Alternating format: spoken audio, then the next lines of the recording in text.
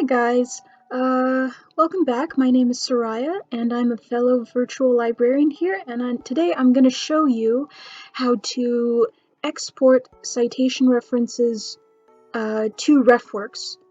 If you are just starting at SJSU, you might be familiar with it, you may just learned about it, but you can access it using your student email and whatnot.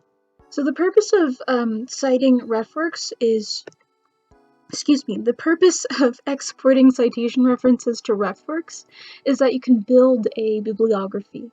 And you're thinking, well, I'm just starting out or what have you, but over time, when you improve with your research, you're gonna have a lot of research that you gotta cite, and you want to make sure that you're citing it as of now in APA 7, unless your instructor advises otherwise.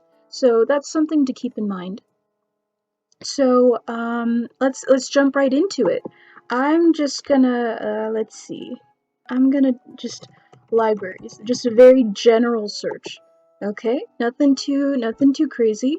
Then I'm just gonna search. No use of advanced, nothing fancy. And of course, as mentioned before, I personally recommend using peer-reviewed and scholarly articles. That's just a highly recommended thing unless you're advised otherwise. So here I am. I'm just going to use a very vague example. Let's see. I'm just going to use the first one. Full text available, which is great for online because, you know, we got to stay safe and keep our distance and learn amazing things online. And at the very top left, you see this here, Refworks. Remember, guys, make sure to be logged in into your account and your student account, and you should have no problem. So then here's Refworks. And do you want to export to Refworks? If you like this article and it supports your research, you want to keep a list of citations so you don't have to, you know, fish for them in some document that you accidentally deleted forever. So I'm just going to say, yeah, let's export. And because I'm already logged in into my account, I don't have to worry about signing in. So please sign in. I can't stress that enough. And you know, I can't help reminding enough that even if you save your citations, you have to do an extensive amount of work ensuring that what you're saving is actually following your research. Like you have to have an understanding of what you're looking for. And that's the most important part at the end of the day. So, yeah. So if you save all these citations but they don't really work with your research later on, you can just delete it. So let's see, I'm gonna go to all my references. And what's this? Stop asking me that. Okay. Oh, whoop. Where did it go? Was it here? I probably pressed on it before. So this is part of the learning process. You may, you know, when you're setting examples and what have you, you're gonna run into repeats and redos. So that's part of the research process. You know, it happens. So let's try a different search. I probably use this as another example. Okay. Ooh, let's try this one. Alright. I don't think I've used this one before. It's peer reviewed. That's great. I'm gonna go to Refworks.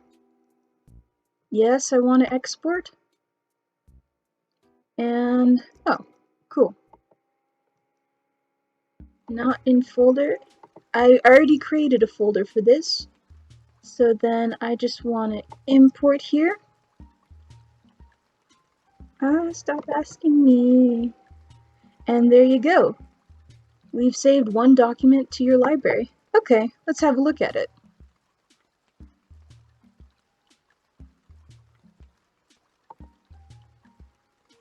There it is. Reference ID number 4, because I've done 4 examples. And so I've created a file here, and you can add another file. I've just called my first file example of ref exports. You know, it's applicable. But if you want, I'm just going to add another one and create a new reference, import reference. Oh, oops. I want to add a document, import references, create new reference. That's not going to work. But here's folders. There you go. Add a folder. And I'm just going to name it just a very, general thing. Random Refworks. And you can create several files depending on your different types of research. If you're learning about, let's say, a very general, broad example, because I focus on library research, you want to, look at libraries, create a file for that. What about library history? Create a file for that, and so on and so on. And you can do all these crazy cool things called tags. You can create a bibliography, and you have, let's see here. Well, you're not going to find a bibliography because I didn't put any citations in that folder. So I'm just going to use the most recent one, and I'm going to assign it to a folder. Random Refworks. There you go. Yay, thank you, I did it right, finally. So let's say I want to create a bibliography, and you feel comfortable with your research. You can select depending on your research requirements and what have you. I like to use APA 7, so please ask your instructor, or verify with colleagues and, your research team what style, what formatting are you using, because you don't want to plagiarize and what have you. That's not what we're about here. But it happens even unintentionally. So here we have it, APA 7. If you wanted it in MLA, let's see, MLA, I'm going to use the most recent edition. It would look like this. And then you can copy to a clipboard and save it however you want.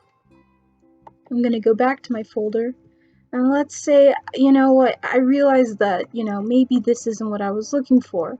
It's okay. You can just delete it if you're sure. If not, you can go back, because in the previous videos, you saved your search queries and yeah. So it's pretty cool. But for this purpose, I'm just going to delete it. Delete. Whatever.